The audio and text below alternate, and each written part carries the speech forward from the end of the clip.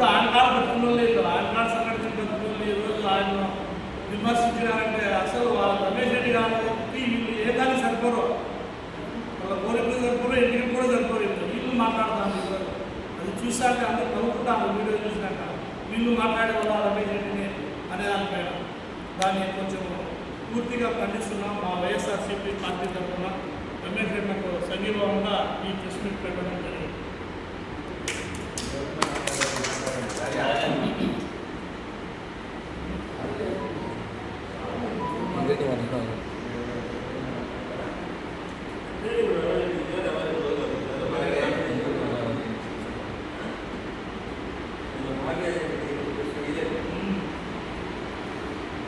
మాట్లాడియా